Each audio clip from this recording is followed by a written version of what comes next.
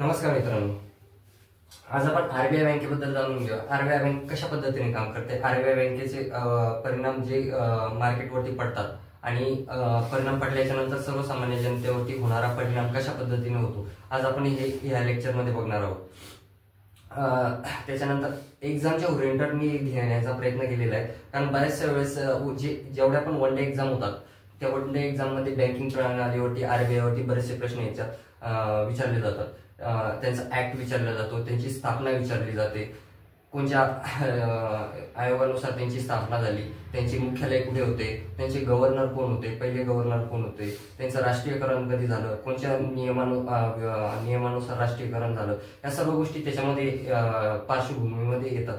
त्याच्यानंतर राष्ट्रीयकरण झाल्याच्या नंतर त्यांचा जो बँकेचा रेट असतो, का ते आरबीआय बँकेची बँक म्हणतात, रेपो रेट काय असतो, रिव्हर्स रेपो रेट काय असतो, सीआरआर काय असतो, एसएलआर काय असतो, त्याच्यानंतर एमएसएफ काय असतो, या सर्व गोष्टी आपण आज ह्या व्हिडिओच्या माध्यमातून क्लिअर करून घेऊया। कन्सेप्ट बाय कन्सेप्ट एक एक टॉपिक वरती चर्चा करू आणि आपली जो पण कन्सेप्ट आहे ती कन्सेप्ट या व्हिडिओच्या माध्यमातून आपण क्लिअर करण्याचा प्रयत्न करतोय।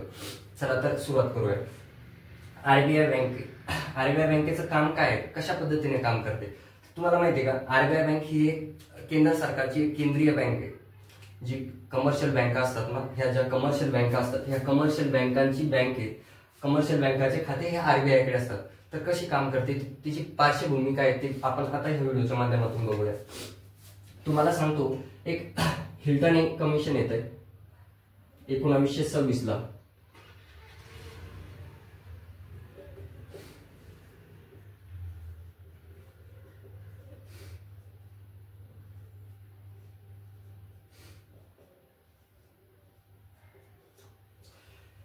हिल्टन कमिशनच्या शिफारशीनुसार 1926 ला आरबीआय बँक एक आरबीआय ऍक्ट येतो 1934 ला।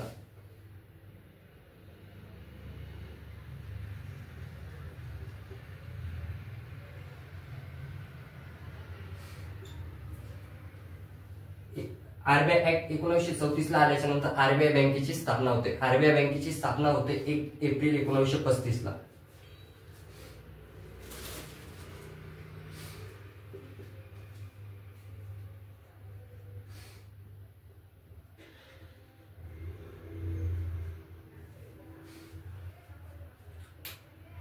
एकोणीसशे 1926 ला हिल्टन कमिशनच्या शिफारशीनुसार आरबीआय ऍक्ट येतो 1934 ला। हा जो ऍक्ट राहतो, ह्या ऍक्ट नुसार आरबीआय बँकेची स्थापना होते 1 एप्रिल 1935 ला स्थापना होते। स्थापना झाल्याच्या नंतर आपल्या लक्षात येते की ज्यावेळेस स्थापना होते, स्थापना झाल्याच्या नंतर तिचे जे हेडक्वार्टर आहे, आरबीआय बँकेचे जे हेडक्वार्टर आहे, ते हेडक्वार्टर कुठे होते, कोलकात्याला होते। तिचे जे हेडक्वार्टर होते, ह्या स्थापना झाली त्यावेळेस याचे हेडक्वार्टर जे होते कोलकात्याला होते। हेडक्वार्टर कुठे होते, कोलकात्याला। आरबीआय बँकेचे हेडक्वार्टर कुठे होते, ज्यावेळेस स्थापना झाली त्यावेळेस कोलकात्याला होते।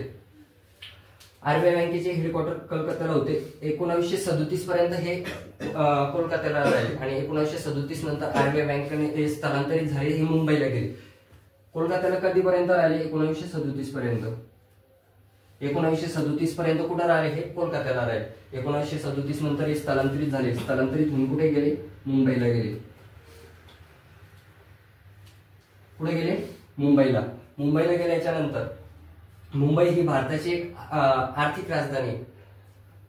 मुंबईला गेल्याच्या नंतर पण इथं ज्यावेळेस स्थापना झाली त्यावेळेस स्थापना झाल्याच्या नंतर जे गव्हर्नर होते, तर पहिले गव्हर्नर कोण होते माहिती आहे का तुम्हाला? First governor.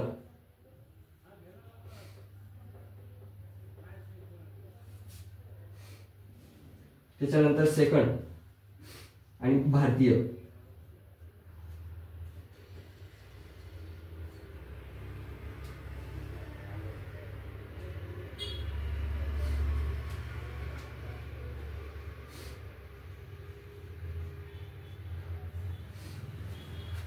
ज्यावेळेस आरबीआय बँकेची स्थापना झाली 1 एप्रिल 1935 ला आरबीआय बँकेची स्थापना झाली त्यावेळेस आरबीआय बँकेचे जे मुख्यालय होते, हेडक्वार्टर जे होते, हे कोलकात्याला होते। 1937 पर्यंत हे कोलकात्याला राहिले। 1937 नंतर बँके स्थलांतरित झाल्याच्या नंतर ते मुंबईला गेले आणि मुंबईला गेल्याच्या नंतर त्याच्यानंतर मग आरबीआय बँकेचे राष्ट्रीयकरण झाले, ते आपण पुढे बघूया। पण ज्यावेळेस आरबीआय बँकेची स्थापना झाली त्यावेळेस जे गव्हर्नर होते पहिले सर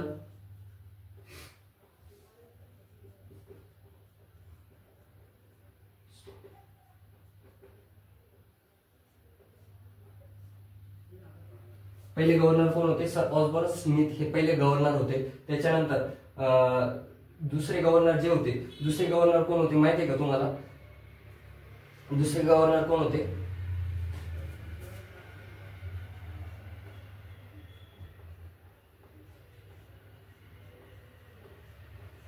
सर जेम्स टेलर हे दुसरे गव्हर्नर होते.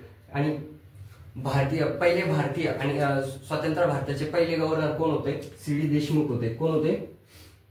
C D Deshmukh. C D Deshmukh हे भारतीय होते. यांच्या वेळेस राष्ट्रीयकरण झालं होतं. पण ज्यावेळेस राष्ट्रीयकरण झालं त्यावेळेस बँकेचे गव्हर्नर कोण होते माहितीये का तुम्हाला? एल के झा. एल के झा हे बँकेचे गव्हर्नर होते. हे आता याच्यावरती आपण एक वेळेस रिव्हिजन करूया. 1926 चा हिल्टन एंड कमिशनच्या शिफारशीनुसार 1926च्या हिल्टन एंड कमिशनच्या शिफारशीनुसार आरबीआय ऍक्ट येतो 1934 ला. आणि ह्या ऍक्ट नुसार 1 एप्रिल 1935 ला आरबीआय बँकेची स्थापना होते. स्थापना झाली त्यावेळेस आरबीआय बँकेचे जे हेडक्वार्टर आहे हे हेडक्वार्टर कुठे होते? कोलकात्याला. 1937 पर्यंत हेडक्वार्टर हे कोलकात्याला राहते 2 वर्ष. त्याच्यानंतर ते मुंबईला स्थलांतरित होते. त्याच्यानंतर पहिले गव्हर्नर कोण होते? फर्स्ट गव्हर्नर सर ऑस्बर्न स्मिथ हे पहिले गव्हर्नर होते. त्याच्यानंतर दुसरे गव्हर्नर सर जेम्स टेलर हे दुसरे गव्हर्नर होते. त्याच्यानंतर भारतीय गव्हर्नर कोण होते? तर सी डी देशमुख होते. पहिले भारतीय आणि स्वतंत्र भारताचे पहिले गव्हर्नर सी डी देशमुख होते. ज्यावेळेस यांच्या वेळेस राष्ट्रीयकरण झालं त्यावेळेस कोण होते?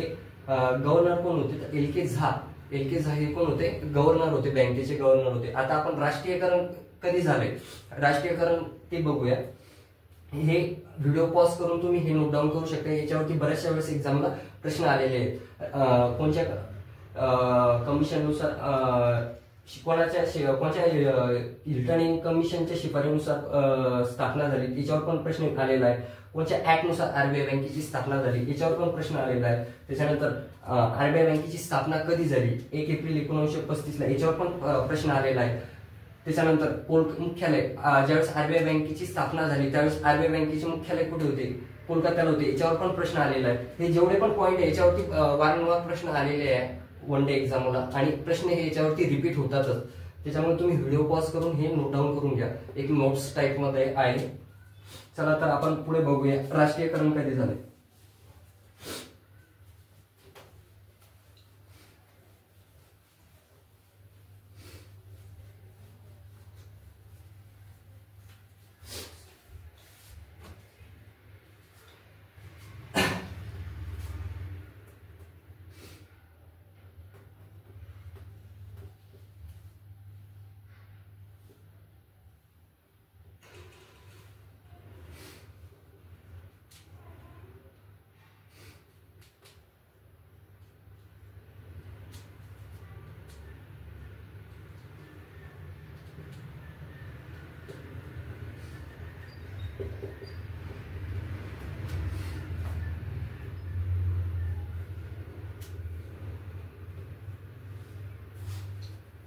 आरबीआय बँकेचे राष्ट्रीयकरण होते 1 जानेवारी 1949 ला. पण ते राष्ट्रीयकरण विनियम अधिनियम 1949 नुसार आरबीआय बँकेचे राष्ट्रीयकरण होते 1 जानेवारी 1949 ला. याच्यावरती बऱ्याचशा वेळेस प्रश्न आलेला आहे. आरबीआय बँकेचे राष्ट्रीयकरण कधी झाले? कोणत्या अधिनियमानुसार आरबीआय बँकेचे राष्ट्रीयकरण झाले? तो अधिनियम होता 1949 चा. या 1949 च्या अधिनियमानुसार आरबीआय बँकेचे राष्ट्रीयकरण झाले 1 जानेवारी 1949 ला. ज्यावेळेस आरबीआय बँकेचे राष्ट्रीयकरण झाले त्यावेळेस आरबीआय बँकेचे जे गव्हर्नर होते ते गव्हर्नर कोण होते? एल के झा हे आरबीआय बँकेचे गव्हर्नर होते. पण सी डी देशमुख जे भारतीय गव्हर्नर होते यांच्या वेळेस आरबीआय बँकेचे राष्ट्रीयकरण झाले होते. याच्यानंतर ही झाली आरबीआय बँकेची पार्श्वभूमी. आता याच्यानंतर बघूया आपण बँक काम कशा पद्धतीने करते, काय रेपो रेट काय असतो, रिव्हर्स रेपो रेट काय असतो, ह्या गोष्टी आता बघूया. हे नोट डाऊन करून घ्या. तुम्ही व्हिडिओ पॉज करून याला नोट डाऊन करू शकता. याच्यानंतर याच्यावरती बऱ्याचशा वेळेस एक्झामला प्रश्न आलेले आहेत.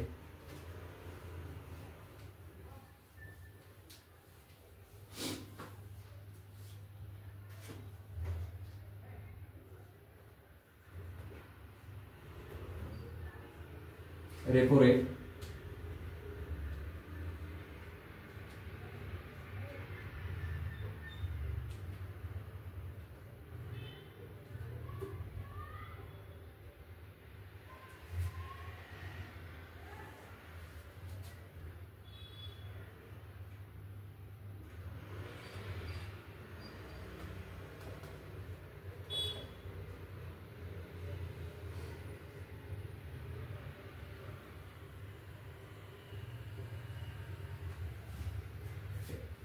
आपण बँकेची पार्श्वभूमी बघितली, कशा पद्धतीने तिची स्थापना झाली, त्यांची कशा कशा पद्धतीने त्याच्यावरती प्रश्न तयार झालेले त्या गोष्टी बघितल्या आपण. आता याच्यानंतर येतं याच्यावरती रेपो रेट, बँक दर, MSF काय आहे, रिव्हर्स रेपो रेट काय आहे, CRR काय आहे, SLR काय आहे, याच्यावरती आपल्याला प्रश्न कसे तयार होतात आपल्याला कन्सेप्ट मधून समजून घ्यायचे की प्रश्न कन्सेप्ट एखाद्या एक्झाम्पल नुसार आपण याला समजून घेऊया. ही RBI बँक आहे, ही काय एक RBI बँक आहे. RBI बँक ही बँकांची बँक आहे. का म्हणतात तिला बँकांची बँक? बॉस एक एक्झाम्पल जर धरायला गेलं ना, ज्या कमर्शियल बँक आहे, राष्ट्रीयकृत बँक आहे, त्या बँकांची काय बॉस आहे. ही जी RBI बँक असते ना, ह्या RBI बँक आणि ही कमर्शियल बँक, ज्या कमर्शियल बँका कोणकोणत्या असतात, जसे की SBI झाली, पंजाब नॅशनल बँक झाली, त्याच्यानंतर जेवढ्या पण बँक ऑफ बडौदा झाली, जेवढ्या पण राष्ट्रीयकृत बँक आहे, या बँकांचे खाते कोणाकडे असतात? RBI कडे असतात. आपले खाते कोणाकडे असतात? तर आपले खाते हे कमर्शियल बँकांकडे असतात. आपले खाते कोणाकडे असतात? कमर्शियल बँकांकडे असतात. आणि कमर्शियल बँकांचे खाते कोणाकडे असतात? RBI कडे असतात. सर्वसामान्य माणूस RBI मध्ये खातं खोलू शकत नाही आणि ते अलाउ पण करत नाही. त्याच्यासाठी हे आपले खाते कोणाकडे असतात? तर कमर्शियल बँकांकडे असतात. कमर्शियल बँकांचे खाते कोणाकडे असतात? RBI कडे असतात. त्याच्यामुळे तिला बँकांची बँक म्हणतात. आपली बँक कोण आहे? आपली बँका कोणत्या असतात? जे सर्वसामान्य जनतेच्या जो बँका कोणत्या असतात, ज्या मार्केटमध्ये असतात, राष्ट्रीयकृत बँका असतात, त्या सर्वसामान्य जनतेच्या बँका असतात.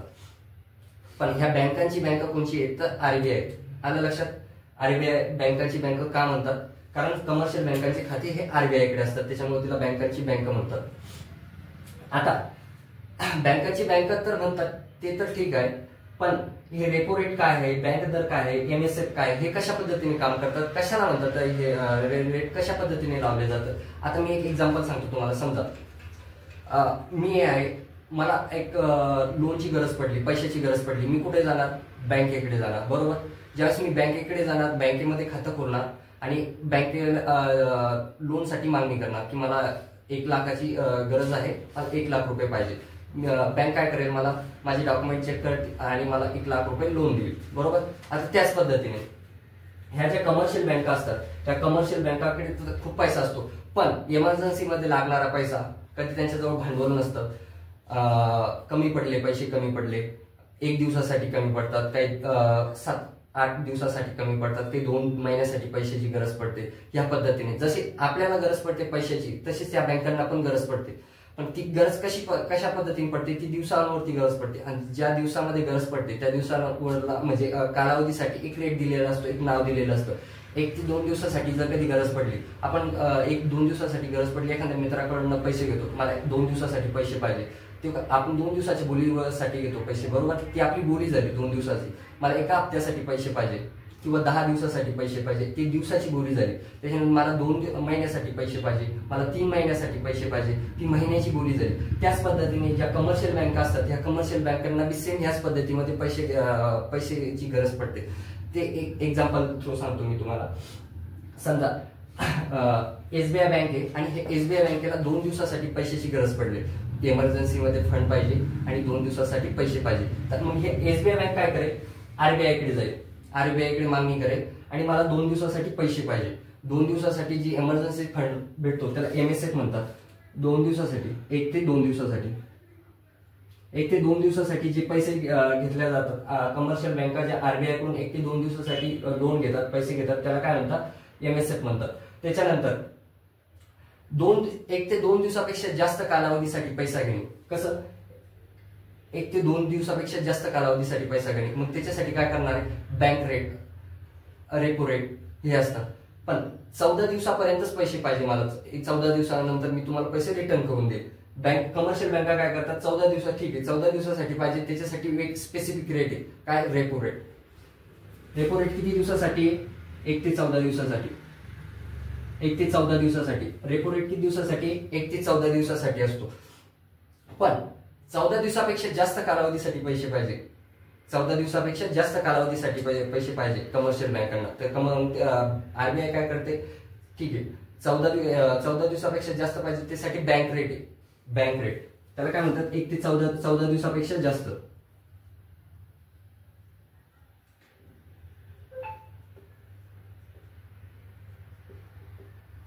चौदा दिवसापेक्षा जास्त, जो 14 दिवसापेक्षा जास्त असतं त्याला बँक रेट म्हणतात.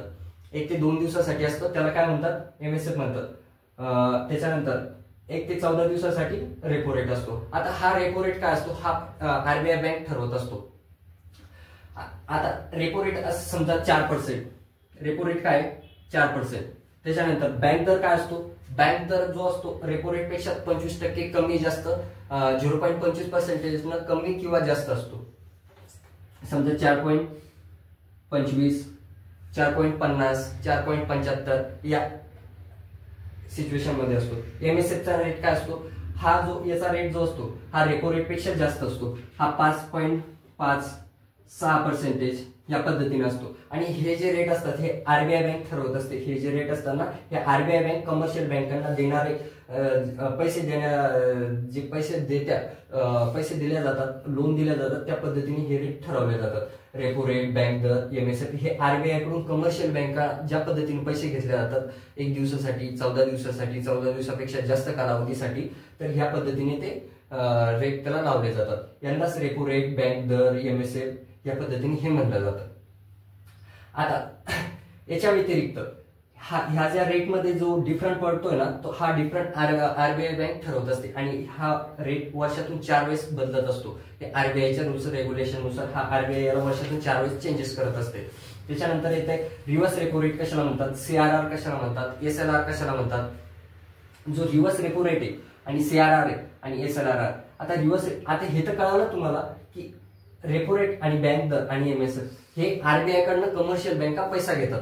पण ज्यावेळेस कमर्शियल बँकेकडे अति प्रमाणामध्ये पैसा येतो, जास्त पैसा येतो, किंवा सुट्टी असते, सॅटर्डे संडेला सुट्टी असते, किंवा काही कारणास्तव बँकांना सुट्टी असते, एखाद्या टायमाला जास्त पैसा बँकेकडे येतो, त्यावेळेस ह्या कमर्शियल बँका काय करतात की आलेला पैसा, त्यांच्याजवळचा जो पैसा आहे तो आरबीआय कडे जमा करतात, आरबीआयला लोन देतात. त्याला रिव्हर्स रेपो रेट म्हणतात. म्हणजे रिव्हर्स मध्ये पैसा देणे. आणि इकडे काय करता हे बँक, आरबीआय बँक इकडून घेणे, आरबीआय कडून घेणे त्याला रेपो रेट म्हणतात. आणि आरबीआयला देणे त्याला रिव्हर्स रेपो रेट म्हणतात. जो रिव्हर्स रेपो रेट असतो हा रेपो रेट पेक्षा कमी असतो. समजा रेपो रेट किती आहे आपला 4%, तर रिव्हर्स रेपो रेट काय आहे 3%, 3.25% या पद्धतीने.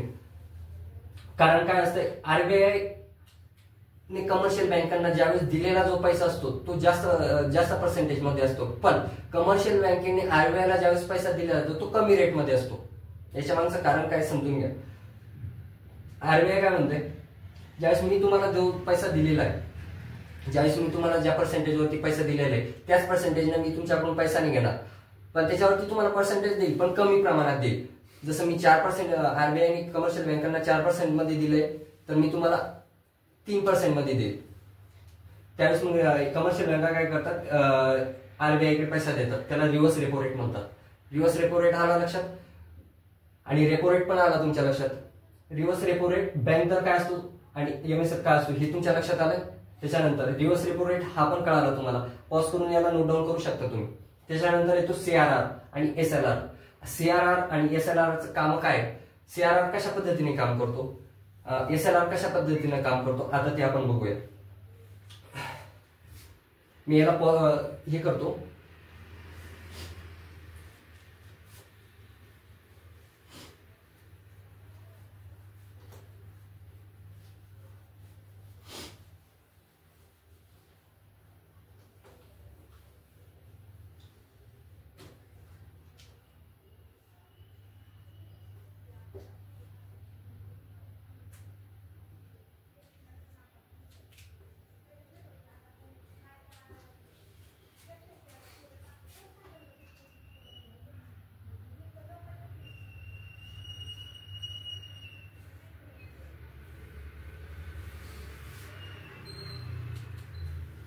सीआरआर कशा पद्धतीने काम करते आणि एसएलआर कशा पद्धतीने काम करते.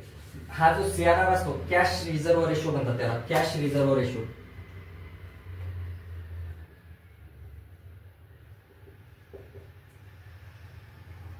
कॅश रिझर्व्ह रेशो आणि याला एक सिक्युरिटी मनी पण म्हणतात.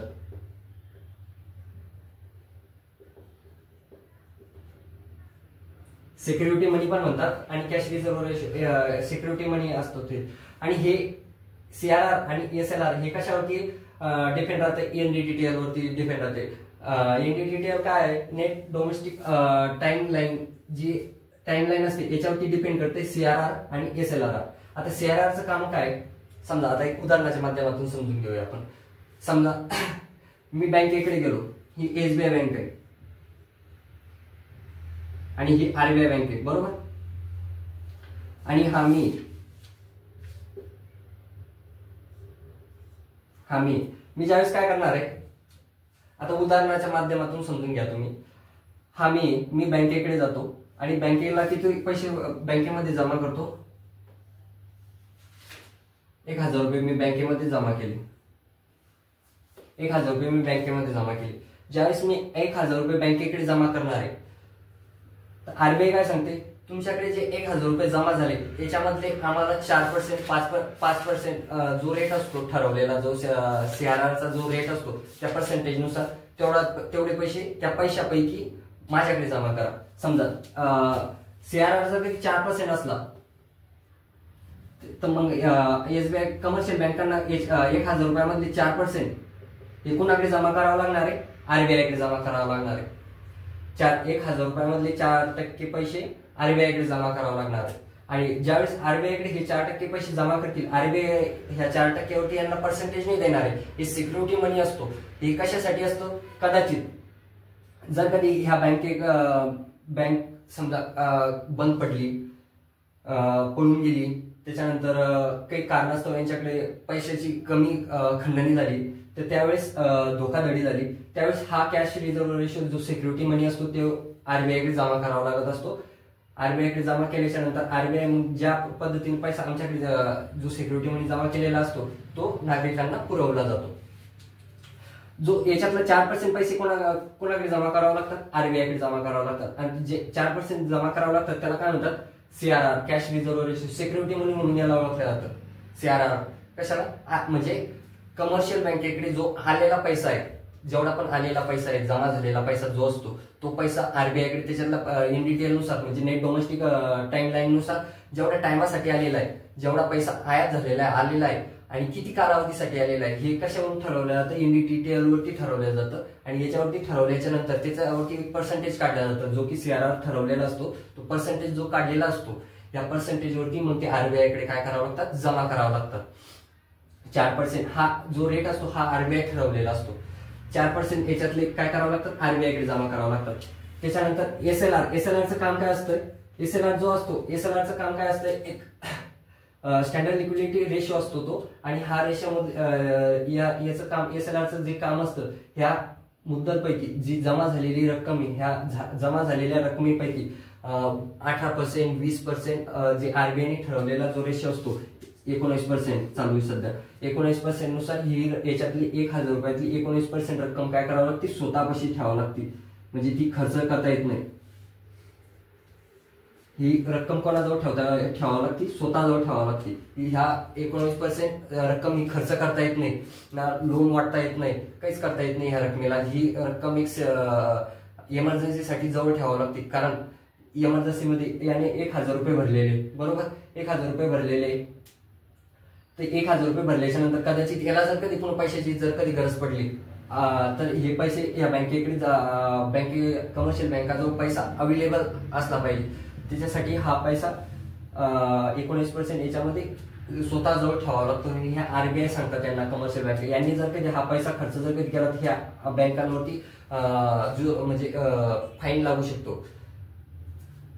हे SLR झालं. पण हे SLR मुळे काय होतं माहिती का, जास्त पैसे हे जवळ दाबून ठेवला जातो, बँकेजवळ दिला जातो, जास्त खर्च केला जात नाही. या पद्धतीने काय होतं माहिती का, मार्केटमधला जो कॅश पैसा आहे, तरळता आहे, ही तरळतावरती काय केलं जातं माहिती का, म्हणजे स्थिरता लाभल्या जाते. याच्यामुळे मार्केटमध्ये जास्त वस्तूंवरती जी महागाई होती, वस्तू मार्केटमध्ये ज्या वस्तू महाग होतात, आपण नाही म्हणत का एखादी वस्तू महाग झाली, सध्या महागाई चालू आहे, एखादी वस्तूची आता ह्या वस्तू स्वस्त झाल्या, काही वस्तू महाग होत्या, हा परिणाम सगळा इथून SLR आणि CRR वरती डिपेंड राहतो.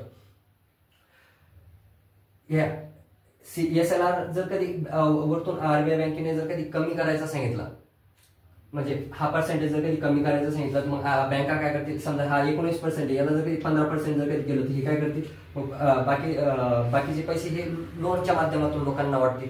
ज्यावेळेस लोनच्या माध्यमातून लोकांना वाटल्या गेला पैसा, मार्केटमध्ये काय होते, पैसा जास्त प्रमाणामध्ये येतो, आणि जास्त मार्केटमध्ये पैसा जास्त प्रमाणामध्ये आल्याच्या नंतर वस्तूंची काय होते, मागणी जास्त होते. वस्तूची जास्त मागणी झाली, वस्तूची मागणी जास्त झाल्याच्या नंतर मग काय होते, त्या वस्तूची महागाई वाढते, आणि वस्तूची महागाई झाली की सर्वसामान्य माणूस त्या वस्तूला खरेदी करू शकत नाही. म्हणजे याच्यामुळे काय होते, मार्केटवरती परिणाम बघायला भेटतात. ते कशा पद्धतीने परिणाम बघायला भेटतात आपण ते पुढे बघूया. हे कळालं का तुम्हाला, CRR कशाला म्हणतात आणि SLR कशाला म्हणतात, याला पॉज करून तुम्ही नोट डाऊन करू शकता.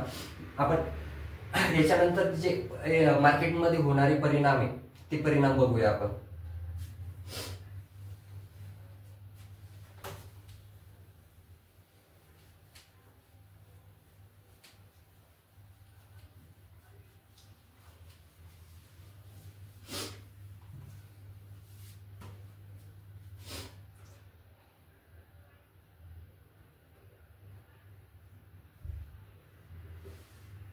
आपण बँक रेट बघितले, कोणकोणचे आहेत बँक रेट, MSF बघितला, त्याच्यानंतर रेपो रेट बघितला, त्याच्यानंतर बँक दर बघितला, त्याच्यानंतर काय CRR बघितला, त्याच्यानंतर SLR बघितला. आपण कमर्शियल जी बँक असते यांचा होणारा जो परिणाम आहे तो परिणाम कशा पद्धतीने होतो ते बघूया आपण. म्हणजे मार्केटवरती होणारा परिणाम ह्या रेटमुळे, हे जे बँक रेट आहे, MSF आहे, रेपो रेट आहे, बँक दर आहे, CRR आहे, SLR, यांच्यामुळे चढ उतार यांची जर कधी म्हणजे यांचे रेट जर कधी कमी झाले, यांचे रेट कमी झाल्याच्या नंतर मार्केटवरती होणारा परिणाम कशा पद्धतीने आपण ते बघूया. यांचे रेट जर कधी जास्त झाले तर मार्केटमध्ये काय परिणाम होईल, कमी झाले तर काय परिणाम होईल, मार्केट आपल्याला म्हणजे कोणत्या अडचणींना आपल्याला सामोरे जावं लागते, सर्वसामान्य जनतेला कसं सामोरे जावं लागते आपण ते बघूया. याच्यामध्ये एक पॉइंट मिस झाला, तो पॉइंट म्हणजे जे बँक रेट असते, बँक रेट जी कमर्शियल बँका ज्या असतात, ना ते कमर्शियल बँकाचे 2 रेट असतात. समजा ही SBI बरोबर, ही SBI चे दोन रेट पडतात. एक पडतो प्रायमरी लँडिंग रेट आणि एक पडतो बेस रेट. आपण ज्यावेळेस बँकेकडे जातो, बँकेकडे गेल्याच्या नंतर आपल्याला 2 पद्धतीचे रेट पाहायला भेटतात. जो बँकेचा एक प्रायमरी लँडिंग रेट असतो आणि एक बेस रेट असतो. जो प्रायमरी लँडिंग रेट जो असतो तो रेग्युलर रेट असतो, तो सगळ्यांसाठी सारखा असतो. आणि जो बेस रेट असतो तो बँकेचा जो फेवरेट कस्टमर असतो त्या कस्टमरसाठी असतो. समजा आरबीआय बँकनं जो प्रायमरी लँडिंग रेट दिलेला आहे 10%, तो बेस रेट राहील 9%, 8%. या पद्धतीने हा बेस रेट कोणासाठी असतो, जो बँकेचा फेवरेट कस्टमर आहे.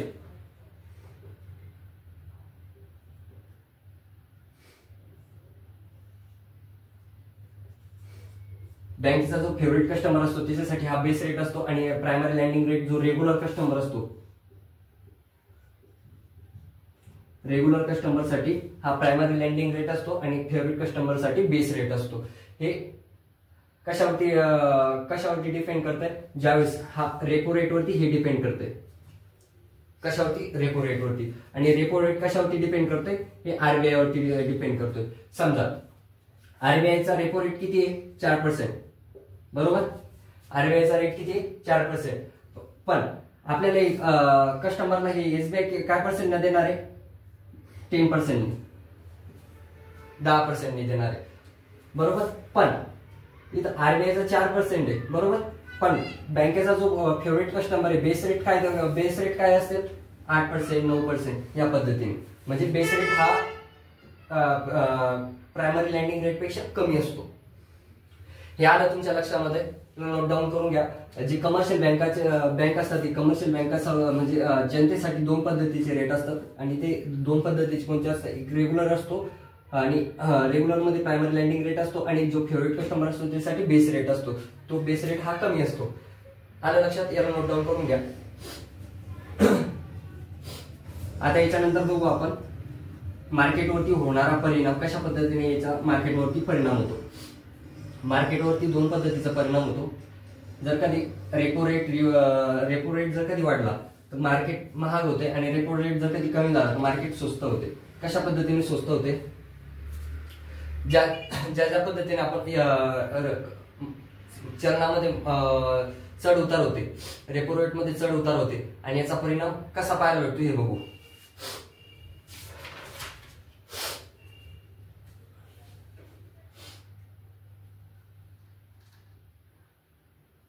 महागाई, हे बघा, याच्यामुळे होणारा परिणाम आणि याचा परिणाम याच्यावरती होतो. कशा पद्धतीने होतो चला तर बघूया. समजा आरबीआय बँक, हे आरबीआय बँकेने काय केलंय, हे रेट वाढवले. हे रेट काय केले, वाढवले. हे रेट ज्यावेळेस रेटमध्ये इकडे वाढ होणार, समजा इकडे 6% या पद्धतीने रेट वाढला, व्याज इकडे वाढणारच आहे. जर कधी आरबीआय बँकेने रेपो रेट मध्ये जर कधी 6% केली तर इकडे ज्या कमर्शियल बँका असतात या कमर्शियल बँकाचा जो व्याजदर आहे हा पण वाढणारच आहे. आता समजा हा जर कधी व्याजदरावर जर कधी वाढला तर लोक लोन घेणार आहे का, लोक लोन घेणार नाही जास्त. लोकांनी लोन जर कधी जास्त घेतलं नाही तर मग मार्केटमध्ये लोकांजवळ पैसा राहणार आहे का जास्त, कॅश मध्ये पैसा राहणार आहे का, जास्त प्रमाणामध्ये लोकांजवळ पैसा राहणार नाही. लोकांजवळ जास्त प्रमाणामध्ये पैसा जर कधी नाही राहिला मग ज्या वस्तू राहतात म्हणजे सामान खरेदी करायची, सामान खरेदी होईल का जास्त, सामानाची खरेदी नाही झाली तर मग सामानाची किंमत काय होते, कमी होते. ज्यावेळेस सामानाची डिमांड मागणी कमी होते, मागणी कमी झाल्याच्या नंतर त्या वस्तूची किंमत कमी होते आणि ह्या वस्तूची किंमत कमी झाली की तिची महागाई म्हणजे ती स्वस्त होते, एका प्रमाणामध्ये स्वस्त होते. पण हा रेट जर कधी 6% 4% वरती जर कधी आला, हा जो रेपो रेट आहे हा जर कधी हा रेट जर कधी इकडे हे खाली ढसळला, इकडचे रेट जर कधी खाली आले ते हे रेट खाली आल्याच्या नंतर हे काय होईल, इकडे वाढून जाते, इकडे वाढून जाते. कसं, व्याजदर जास्त प्रमाणामध्ये भेटतं म्हणजे इकडे लोक जास्त पैसे घेतात. समजा हे जर कधी 4% आहे हे इकडे 8% राहील. ज्यावेळेस व्याजदर कमी होऊन जातं, व्याजदर कमी झाल्याच्या नंतर काय होणार आहे, व्याजदर कमी झालं लोक जास्त लोन घेणार, पैसे लोन घेतल्याच्या नंतर लोकांजवळ कॅश पैसे राहील, तरळता राहील मार्केटमध्ये, कॅशमध्ये पैसा जास्त राहील आणि कॅश पैसा जास्त आल्याच्या नंतर लोक काय करतील, जास्त वस्तूंची मागणी कराल ना. जास्त वस्तूची मागणी झाली की त्या वस्तूची काय होईल, किंमत वाढून जाईल आणि ज्यावेळेस वस्तूची किंमत वाढल्याच्या नंतर मग महागाई पण वाढणार आहे. वस्तूची जास्त मागणी झाली की एखादा समजा हा पेन आहे, फॉर एक्झाम्पल सांगतो तुम्हाला, हा पेन आहे, हा पेन समजा 10 रुपये किंमत आहे, ह्या पेनची 10 रुपये किंमत आहे. आता 10 रुपये किंमत आहे पण हे पेन 10 रुपयाला जास्त महाग वाटतोय. हा पेन काय होतोय, 10 रुपयाला जास्त महाग वाटतोय, 10 रुपयाला जास्त महाग होतोय, याची मागणी नाही होते. तर ज्यावेळेस या वस्तूची मागणी नाही होती मी काय करेल, हा 10 रुपयाचा पेन 8 रुपयाला करेल. ज्यावेळेस हा पेन 8 रुपयाला केला तर त्यावेळेस या पेन म्हणजे सेल होईल, जास्त विक्री होईल, या पेनाची विक्री होईल. विक्री झाल्याच्या नंतर काय होईल, जास्त प्रमाणामध्ये पेनाची सेलिंग वाढून जाईल आणि जास्त प्रमाणामध्ये सेलिंग वाढल्याच्या नंतर प्राइस याच्यावरती वाढवल्या जाते. या पद्धतीने बँक दर काळाला इकडचे हे जे bank rate, MSF, repo rate, bank दर, सीआरआर, एसएलआर यांच्या प्रमाणामध्ये जर कधी समजा महाग झाले, हे रेट जर कधी महाग झाले, ते इकडचे रेट महाग झाले तर याच्यावरचा मार्केटवरती होणारा परिणाम कशा पद्धतीने होतो, हे रेट जर कधी कमी झाले तर इकडे मार्केटमध्ये जास्त पैसा पाहायला भेटतो, तरलता राहते आणि हा रेट पद्धतीने वस्तूची मागणी कशा पद्धतीने होते.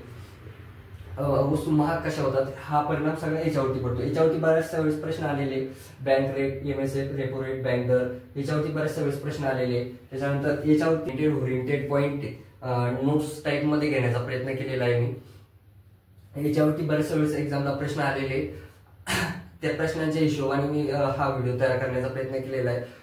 व्हिडिओ कसा वाटला तुम्हाला कमेंटमध्ये नक्की सांगा. आता याच्यानंतरचा जो व्हिडिओ राहणार आहे तो आपण GDP वरती व्हिडिओ घेऊया, त्याच्यानंतर GST वरती व्हिडिओ घेऊया. इथून पुढे आपल्या चॅनलवरती तुम्हाला ह्याच पद्धतीने म्हणजे नोट्स एकदम स्मार्ट वर्क मध्ये, नोट्स टाईप मध्ये एक्झामचे ओरिएंटेड मी तुम्हाला पॉइंट देण्याचे प्रयत्न करतोय. याच्यामुळे काय होईल, तुम्हाला जास्त म्हणजे कमी टायमामध्ये जास्त अभ्यास करायला सोपं जाईल आणि अभ्यास करण्याची जी स्ट्रॅटेजी ती स्ट्रॅटेजी बी एकदम सोपी होऊन जाईल.